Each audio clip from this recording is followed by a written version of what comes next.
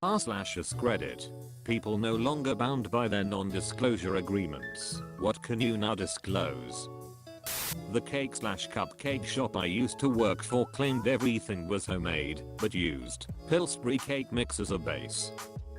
I read a thread, I think it was a confessions thread on AskReddit, where a woman who ran a super successful home bakery business was literally just using Pillsbury cake mix, and this is how I learned what Pillsbury was, as we don't have it in England. She had the odd hack or two, and was seriously good at decorating apparently, but she was essentially just using cake mix. She even talked about how she felt like a fraud, got nauseous about going to the grocery store, and hated the sight or taste of cake. My graphic designer best friend won my town's Design the Centennial logo contest, despite having never set foot in the town. I worked for the radio station, and just did an interview with one of the organizers, where he lamented that there weren't very many entries. So I called my friend and said, "Want in on this?" He said, "Sure." As he lived on the other side of the country at the time, I spent the next day texting him photos of the town for inspiration. Anyway, when he won, and they found out he was a professional graphic designer who lived on the other side of the country, they made him and me sign NDAs, because the town was afraid people would think they brought in a ringer. Edit. Wow, this kind of blew up, so let me answer some of the more common questions being brought up. What's a ringer? A ringer is professional who's brought into a contest in order to guarantee favored results. Why did I have to sign the NDA? Well, they unveiled the logo at a great big ceremony where they presented the prize money. I think it was a couple $100, and since my friend lived on the other side of the country, he asked if I could accept on his behalf. I wound up not going, because we were broadcasting from another event that day, so the mayor accepted on his behalf. Funny story. Moments after I was unceremoniously fired, because my tech skills were found to be insufficient, the bosses who fired me demanded to know the whereabouts of a hugely important computer file I had worked on. I refused to help them. I even cited the exact language of the NDA I was compelled to sign. I'm prohibited from disclosing details of my employment with anyone, including past and current employees of the company, I expounded, adding, so ask someone who works here, because I don't. It was a great docu moment that I still cherish 5 years later, but now I think I can disclose the truth. I only hid behind the NDA language because I had no clue where to find their damn computer file or even where to look. I suck with computers. As a lawyer, I viewed a lot of these and taught settlements. The most common use of the NDA is to keep the award amount quiet so everyone won't sue the company hoping to get that sweet settlement money. Edit. Several people haven't me about their NDAs, and if they can talk about this or that. I'm not your lawyer.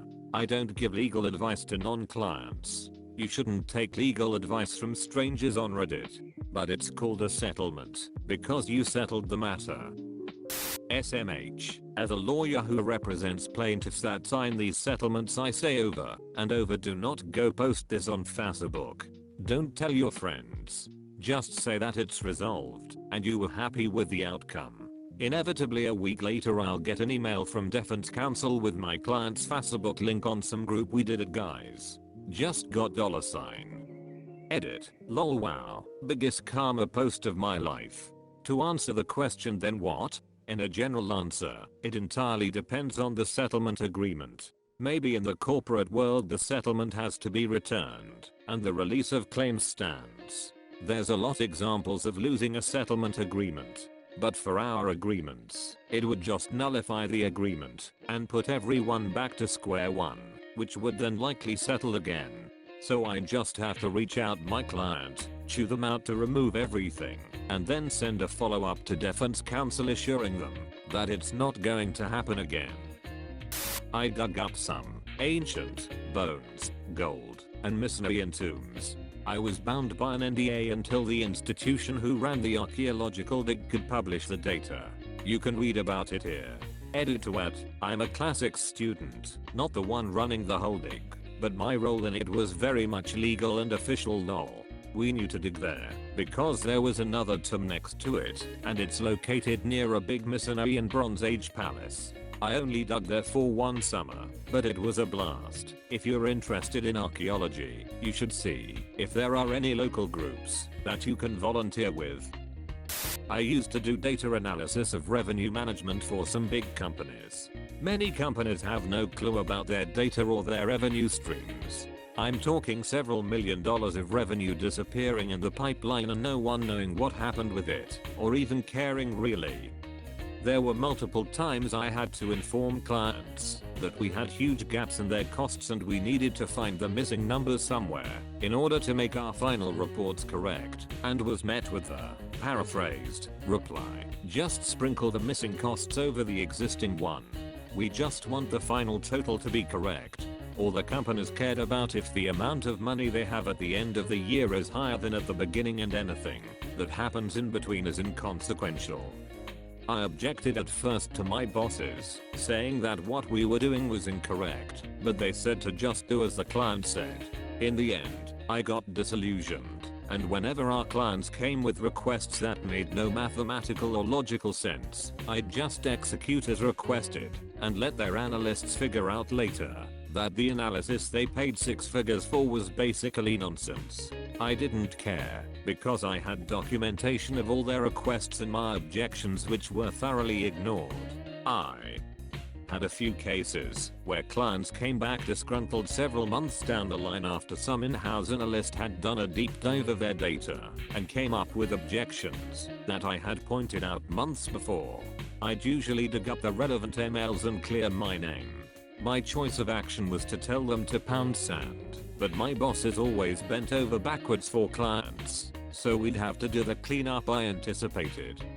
In the end, I learned most of our economy is held together by duct tape and wishful thinking.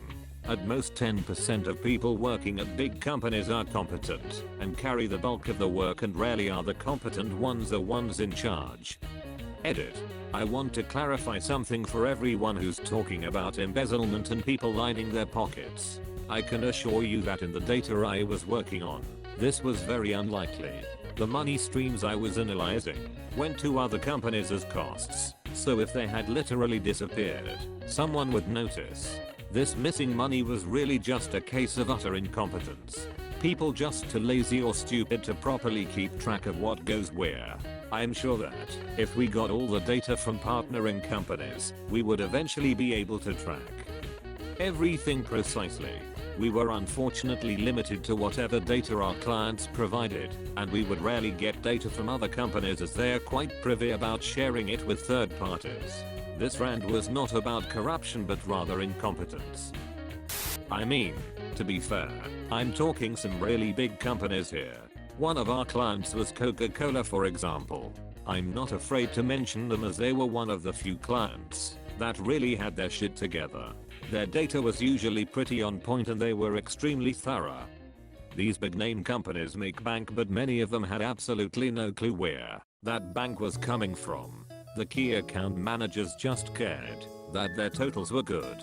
Individual revenue streams didn't matter, as long as in the end, the sum total was fine.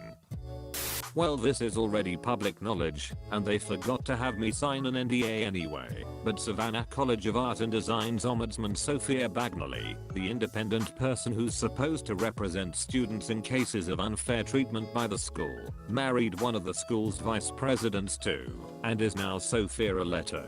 It's definitely a conflict of interest, but she's still serving as independent ombudsman, and currently refusing to help students get any kind of refund, now that all their classes are online and they don't have access to the expensive equipment their expensive tuition is supposed to be paying for. Edit. Wow, this blew up. For anyone affected by SCAD, whether it was the abrupt closure of the Hong Kong campus, financial burden, lack of access to facilities, poor e-learning quality, etc., you do still have recourse, even if the ombudsman may be working against you. SCAD's accreditation is up for review with SaxCock this year. SaxCock will accept written complaints mailed to their office. Link below. Make sure to include documentation. Things advertised by admissions, emails, financial statements, etc. That, unfortunately, seems to be the only way to make them improve. Edit 2. Sorry, I almost forgot. There were a large number of Chinese students who were accepted and given the standard due date for their enrollment fee of a few months, but then, after the outbreak of COVID-19, received another email from your admissions rep demanding payment of the enrollment fee within 3 days. That is not okay. Whether you paid the fee or not, please take the time to file a complaint with SaxGok and send them that material, both the acceptance documents and the later email demanding payment in 3 days. I had to sign an NDA to work at this tech company, and I'm still waiting to accidentally overhear something cool, so I can feel special for knowing something important, but being legally barred from disclosing it. Star Wars Battlefront 2 EA will have microtransactions. The NDA was signed in 2016. I was getting more and more worried as the release date kept getting closer, and then it happened. The backlash was so strong that EA went down in the history books as most downvoted comment in Reddit's history. This is something I could spend a lot of time diving into, but the subprime lending company I used to work for as a software engineer spent a lot of time and effort manipulating the UX of our various applications to encourage customers to accept loan terms that were not necessarily in their best interest. I quit pretty quickly after realizing that the people in charge had very little interest in actually supporting us in making a product that would be better for our customers. You've made it to the end. Please like and subscribe to see more videos.